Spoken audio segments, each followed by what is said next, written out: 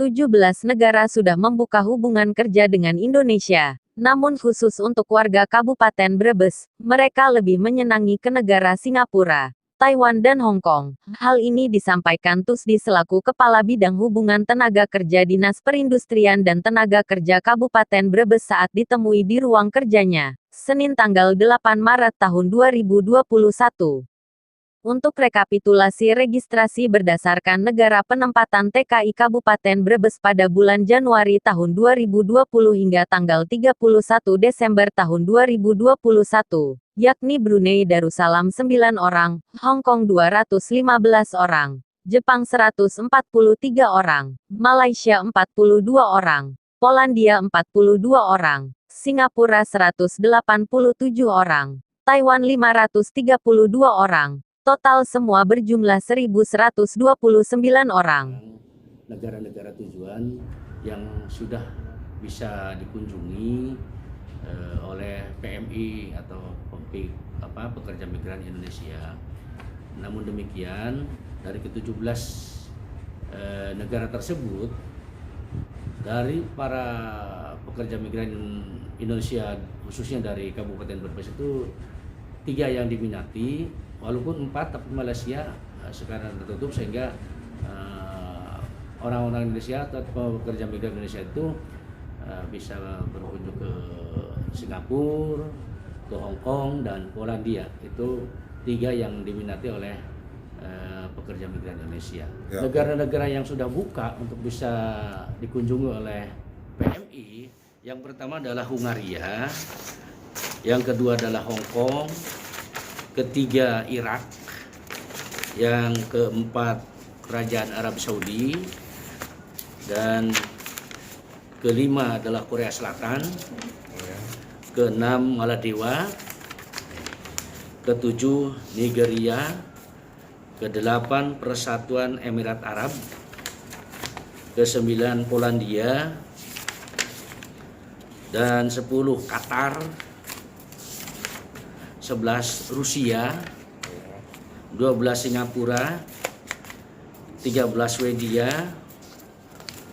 dan ke-14 itu Swiss, kemudian Turki, Zambia, ke-17 Zimbabwe.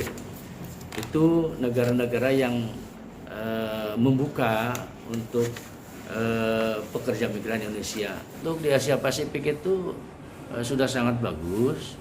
Ketika PMI atau pekerja migran Indonesia bekerja di daerah Asia Pasifik itu, dia menghargai hari libur, kemudian juga tanggal merah. Juga pemberian hari libur itu untuk rekreasi, itu sudah spesifik.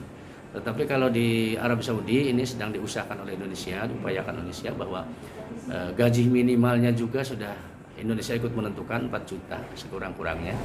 Kemudian mengacu ke Asia Pasifik itu ada hari libur, kemudian biar tenaga kerja Indonesia itu diberi kesempatan untuk rekreasi, itu termasuk yang mungkin melaksanakan ibadah-ibadah yang mereka mau melakukannya.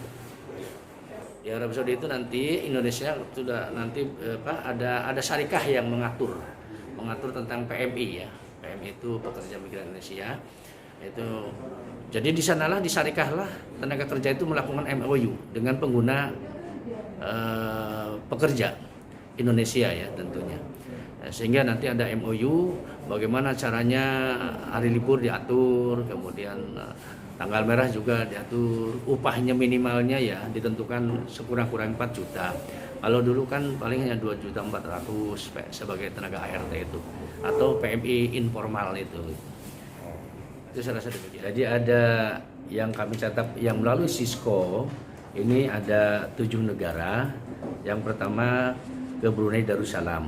Ini jumlahnya dalam tahun 2020 itu 9 orang.